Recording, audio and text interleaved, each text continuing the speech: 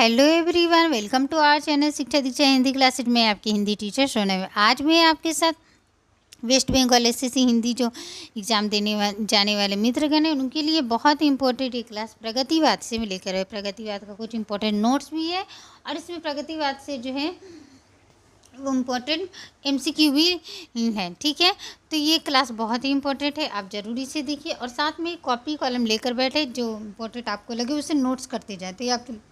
ये आपके लिए जो एक शॉर्ट नोट्स बन जाएगा और एग्ज़ाम के टाइम में आपको बहुत रिवीजन करने के लिए बहुत क्या होगा, आपके लिए हेल्पफुल होगा। तो आइए पढ़ते हैं प्रगतिवाद। देखिए, प्रगतिवाद है क्या, सबसे पहले ये समझते हैं, है ना। तो प्रगति का अर्थ आप जानते हैं, आगे बढ़ना, उन्नति करना होता है ना। तो प्रगतिवाद जो है ये जो है मार्क्सवादी विचारधारा से क्या है, प्रभावित है ना। ये जो प्रगतिशील लेखक की स्थापना 1935 में पेरिस में हुई थी ना। उसमें जो है साहित्य के माध्यम से समाजवादी विचारों के प्रचार को साहित्यकार का लक्ष्य घोषित किया और इसी की एक शाखा भारतवर्ष में स्थापित हुई 1936 में जो है ना। देखिए यहाँ पे लिखा हुआ है 1936 में प्रगतिशील लेखक संघ की स्थापना लखनऊ में ना अप्रैल में हुई, जिसके अधिवेशन के प्रथम अध्यक्ष मुंशी प्रेमचंद थे। कौन थे? मुंशी प्रेमचंद, याद रखेंगे। लखनऊ में अप्रैल 1936 में प्रगतिशील लेखक संघ की स्थापना हुई, जिसके प्रथम अध्यक्ष कौन थे? मुंशी प्रेमचंद, है ना। तो प्रेमचंद ने ये भी बोला, उस समय घोषित किया है कि साहित्य केवल मनोरंजन की वस्तु नहीं है, उसका लक्ष्य क्या है? समाज का हित करना। जब वहाँ पे ना भाषण में उन्होंने ये व्यक्त किया उन्होंने कि साहित्य केवल मनोरंजन की वस्तु नहीं है, बल्कि उसका लक्ष्य क्या है?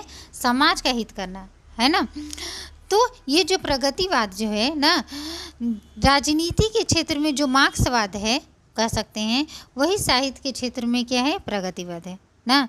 तो हम कह सकते हैं हम कह सकते हैं कि मार्क्सवादी जो विचारधारा के अनुरूप जो लिखी गई कविता हुई वही प्रगतिवादी कविता कहलाती है ना। हम जानते हैं कि मार्क्स जो है दुनिया के सब मनुष्यों को कितने वर्गों में रखते हैं? 2 वर्गों में विभाजित करते हैं। एक हो गया शोषक वर्ग और एक शोषित वर्ग ना। जो शोषक वर्ग है ना, वो कौन सा है ना? जो लोगों को क्या करता है? शोषण करता है, जैसे पूंजीपति है ना, जमींदार ना, ऊंचे तबके के अमीर लोग, है ना। तो ये सब क्या हो गया? शोषक वर्ग में आ गए। जो शोषित वर्ग है वो क्या हो गया? निर्धन, मजदूर, गरीब ना, ये सब हो गए ना। तो मार्क्सवादी विचारक जो है समाज में साम्यवादी व्यवस्था स्थापित करना चाहते थे ना।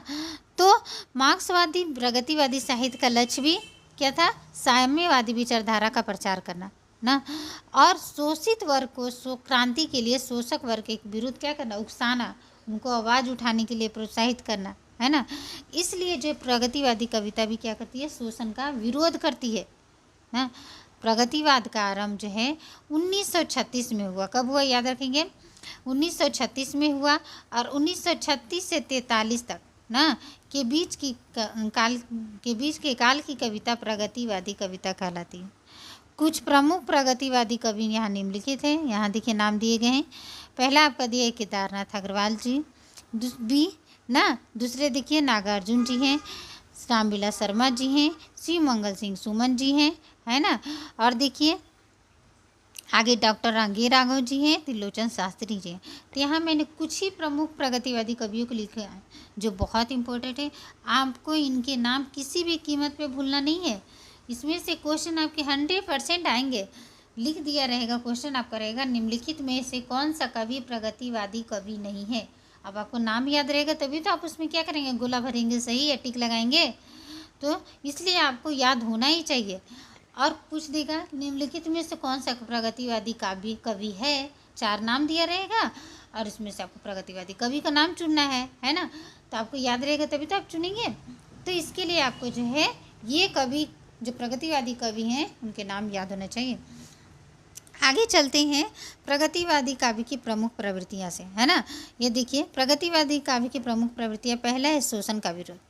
प्रगतिवादी काव्य में जो है पूंजीपति वर्ग के प्रति घृणा का भाव व्यक्त किया गया। इन कवियों का मानना क्या है कि पूंजीपति जो वर्ग है निर्धनों का खून चूस चूस कर खुद जो है सुख की नींद सोते हैं, और जो गरीब व्यक्ति है, निर्धन है, वो क्या होता है? वो जो अपनी ज़रूरी आवश्यकता चीज़ के लिए भी क्या तरसता रहता है, उसका पेट भी नहीं भरता, है ना। इसलिए जो है जो प्रगतिवादी कवि हैं शोषित वर्ग को अपना अधिकारों के प्रति क्या सचेत करना चाहते हैं। उन्हें बोलते हैं अब तो तुम जागो, अपना आवाज़ उठाओ, है ना। वह शोषितों का शोषों के विरुद्ध क्रांति के लिए आह्वान करते हैं। प्रगतिवादी कवियों ने शोषित और शोषक का तुलनात्मक चित्र प्रस्तुत किया है ना। तो उन्होंने शोषण का विरोध किया है, ये हो गया शोषण का विरोध। दूसरा देखिए समतामूलक समाज का निर्माण। जो प्रगतिवादी कवि थे उन्होंने जो है ऐसे समाज का निर्माण करना चाहा जहाँ सभी लोग एक समान रहे, उनको एक समान अधिकार दिया जाए, किसी प्रकार का कोई भेदभाव ना हो ना, तो ना कोई लोगों को जो है क्या नीचा ना समझा जाए, है ना। तो इस तरह के जो है प्रगतिवादी कविता ना या प्रगतिवादी काव्य का क्या था, ये प्रवृत्ति था। आगे तीसरा देखिए शोषित वर्ग की दयनीय स्थिति ना, शोषित वर्ग की दयनीय स्थिति। प्रगतिवादी विचारकों का मत है कि शोषक जो वर्ग है निरंतर किसान मजदूर गरीब का शोषण करके अपने लिए क्या करता है, ऐश्वर्य संसाधनों को एकत्रित करता है ना। तो निम्न वर्ग जो है ना, और वो अपने इतना अपना हार्ड वर्क करके इतना कठिन परिश्रम करने के बाद भी अपना जो मूलभूत आवश्यकता है रोटी कपड़ा मकान अपना पेट तक नहीं भर पाता है ना। तो वो सदैव हमेशा क्या अपना गरीबी में ही जीवन जीता है, अभावग्रस्त जीवन जीने के लिए मजबूर है बेचारा। तो उन्होंने जो है शोषित वर्ग की दयनीय स्थिति का भी वर्णन किया है। चौथा देखिए नारी विषयक दृष्टिकोण ना। प्रगतिवादी कवियों ने नारी के संबंध में नया दृष्टि प्रस्तुत किया है।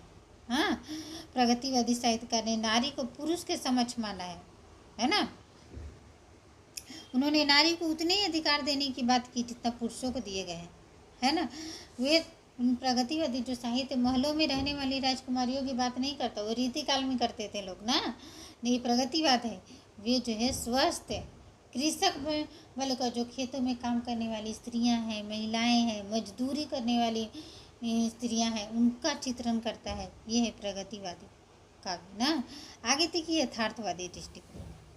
प्रगतिवादी साहित्य में यथार्थ को प्रकट किया गया है।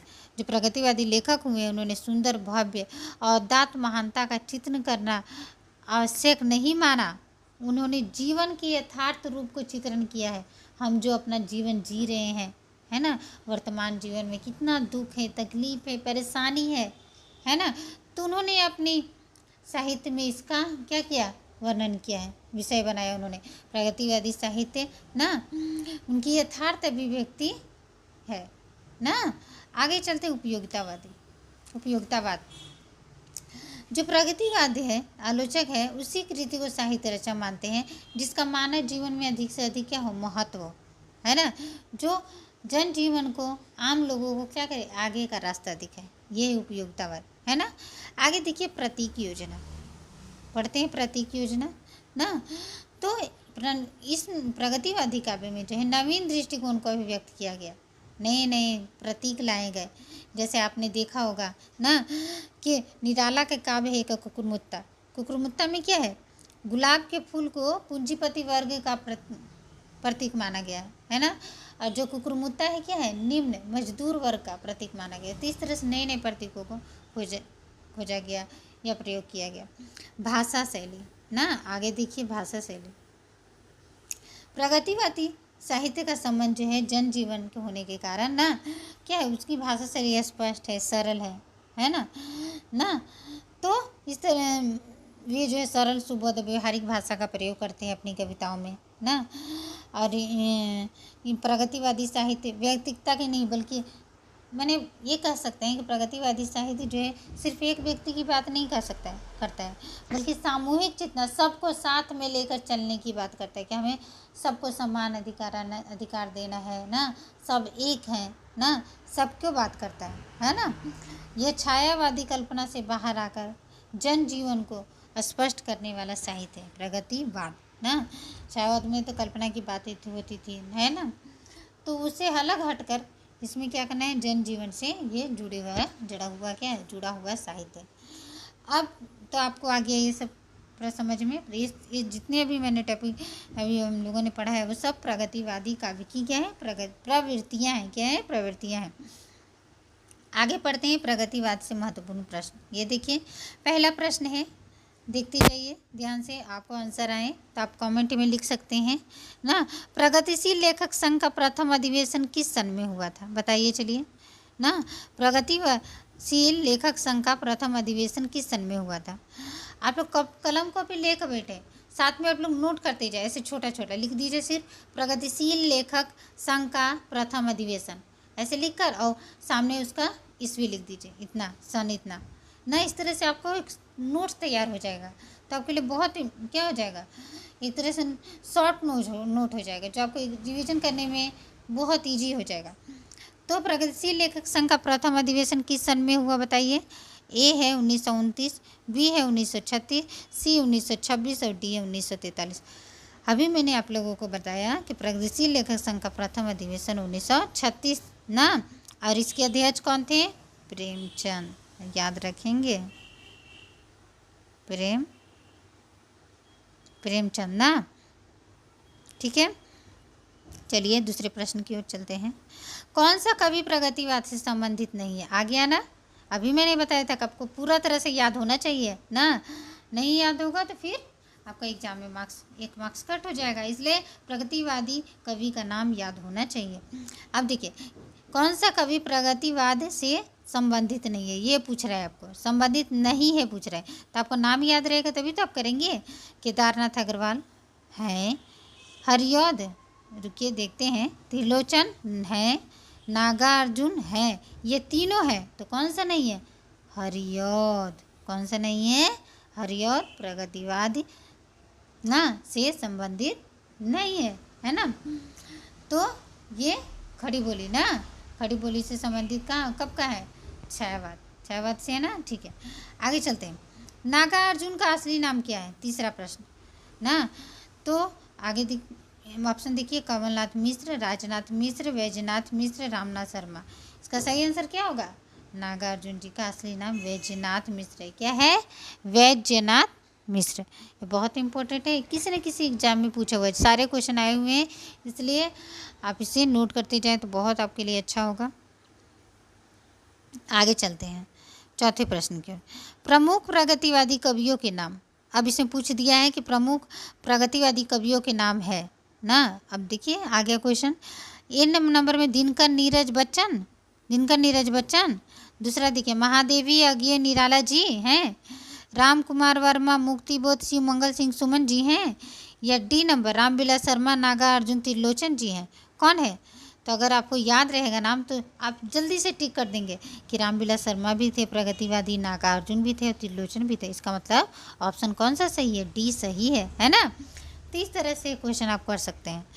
आगे चलते हैं पांचवें प्रश्न की ओर। यहाँ देखिए, हिंदी साहित्य में मार्क्सवादी चेतना की अभिव्यक्ति जिस काव्य धारा में देखने को मिलती है उस धारा को कहा जाता है। अभी बताया मैंने कि मार्क्सवादी चेतना की अभिव्यक्ति ना, अभी बोला कि कौन सी जो है साहित्य मार्क्सवादी चेतना से क्या प्रभावित थी। अभी मैंने बताया आप लोगों को, कौन सी, प्रगतिवाद ना, ठीक है, याद रखेंगे। आगे देखिए, मनोरंजन की कई और साधन निकल आएंगे तभी व्यभिचार क्या होगा, घटेगा। ये किसका कथन है ना, ए दिनकर, बी नागार्जुन, सी बेचन शर्मा उग्र, डी अज्ञे। तो किसका कथन ये मनोरंजन की कई और साधन निकल आएंगे तभी व्यभिचार घटे, यह कथन नागार्जुन जी का है। किसका है, नागार्जुन जी का, याद रखेंगे। आगे देखिए त्रिलोचन, सातवें प्रश्न की ओर चलते हैं। त्रिलोचन का वास्तविक नाम है, ये सारे क्वेश्चन आए हुए हैं। त्रिलोचन का वास्तविक नाम क्या है, वासुदेव सिंह, त्रिलोकीनाथ, त्रिमूर्ति सिंह या मनमोहन सिंह। तो त्रिलोचन का वास्तविक नाम वासुदेव सिंह है, क्या याद रखेंगे, वासुदेव सिंह। आगे चलते हैं आठवें प्रश्न की ओर। निम्न प्रवृत्तियों में से एक प्रगतिवाद की प्रवृत्ति नहीं है ना, नहीं पूछा है, नहीं लिख देते हैं, नहीं है।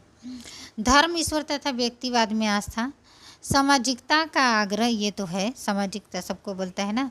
शोषित ना, ध्यान से देखिएगा है ना, शोषित वर्ग के प्रति सहानुभूति एवं शोषक, ये भी है, सहानुभूति रखता है शोषित वर्ग के प्रति, ठीक। जन सामान्य के प्रति लोक मंगल की कामना, ये भी बोलता है कि जन सामान्य के लोक मंगल को सबको ना, ये भी है। तो ये तीनों तो है, तो कौन सा नहीं है, धर्म, ईश्वर तथा व्यक्तिवाद में आस्था। वो धर्म ईश्वर की बातें प्रगतिवादी साहित्य नहीं करता ना, तो इसका आंसर ये होगा, है ना, ये क्या है, नहीं है। ठीक है, आगे चलते हैं 9वें प्रश्न की ओर। कई दिनों तक चूल्हा रोया चक्की रही उदास, कई दिनों तक कानी कुतिया सोई उसके पास। ये पंक्ति जो है ना, कि रचनाकार पूछा है ना, तो ये आप जानते भी होंगे, बहुत फेमस कविता है ना, आपने सुना भी होगा। तो इसके ऑप्शन देखिए, ए त्रिलोचन शर्मा, त्रिलोचन, बी है नागार्जुन जी, है ना, त्रिलोचन शास्त्री जी है ना, त्रिलोचन शास्त्री, बी नागार्जुन, सी है रांगी राघव, डी है केदारनाथ अग्रवाल। सही आंसर क्या होगा बताइए? इसका सही आंसर क्या होगा? नागार्जुन जी ना। अकाल और उसके बाद एक कविता है ना, कई दिनों तक चूल्हा रहा चौकी रही उदास, तो ये नागार्जुन जी की कविता है ना। आगे चलते हैं 10वें प्रश्न की ओर। देखिए, प्रगतिवादी साहित्य उसे माना जाता है ना जो क्या सामाजिक यथार्थ की अभिव्यक्ति को उद्देश्य को मानकर लिखा गया हो, है ना। अच्छा ठीक है, ये तो ठीक लग रहा है ना, सामाजिक यथार्थ ही है, अभिव्यक्ति को उद्देश्य माना गया, द्वंद्वात्मक भौतिकवाद की प्रेरणा से लिखा गया हो। आगे देखते हैं, जो प्रगति का मार्ग प्रशस्त करे ना।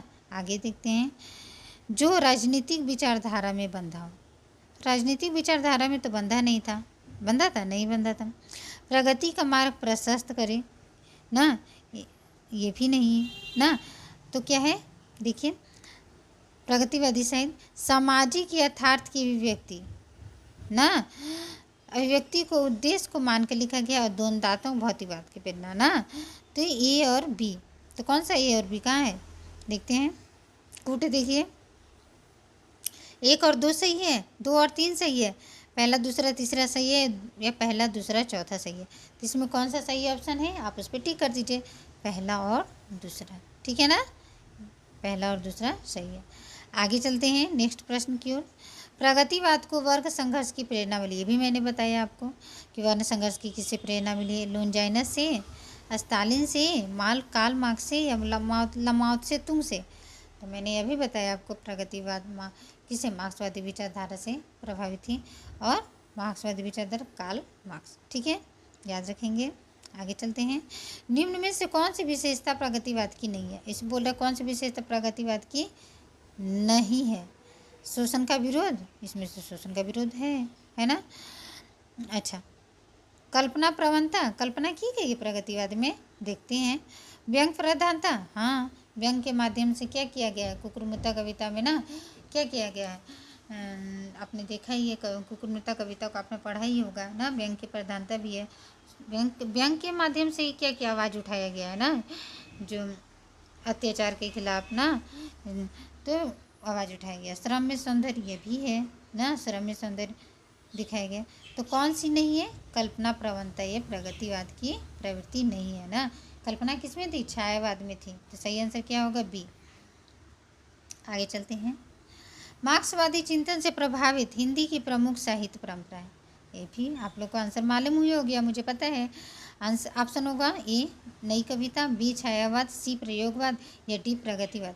मार्क्सवादी चिंतन से कौन से प्रभावित थी, प्रगतिवाद, सही होगा आंसर डी। आगे चलते हैं, नींद के बादल काव्य संग्रह के कवि कौन है। नींद के बादल कविता काव्य संग्रह जो है उसके कवि कौन है, ऑप्शन देखिए, नागार्जुन, अज्ञे, केदारनाथ अग्रवाल ना। तो इसके नींद के बादल काव्य संग्रह के कवि कौन है, केदारनाथ अग्रवाल, सही ऑप्शन सी, ठीक है। तो आज के लिए इतना ही ना, मिलते हैं नए वीडियो में ना, इसके आगे ना। अगर ये वीडियो आपको अच्छी लगी हो तो प्लीज़ मेरे चैनल को लाइक शेयर सब्सक्राइब कीजिए, कमेंट मुझे करके बताइए कि आपको कैसे लग रही है क्लास ना, और मैं इससे और कैसे बना सकती हूँ आपके लिए ना बेहतर ना, मुझे कमेंट में ज़रूर लिख कर बताइए, क्योंकि यही चीज़ें मोटिवेट मुझे करती है आगे और अच्छे से ना वीडियो बनाने के लिए, है कि नहीं। तो प्लीज़ मेरे चैनल को सब्सक्राइब कीजिए ना, और अपने फ्रेंड्स जो सर्कल है, फ्रेंड का जो ग्रुप है उसमें शेयर भी कीजिए ना। तो मिलते हैं नए वीडियो में नए टॉपिक के साथ, मेरे साथ जुड़े रहने के लिए, इस वीडियो को देखने के लिए थैंक यू एवरीवन, सबको धन्यवाद।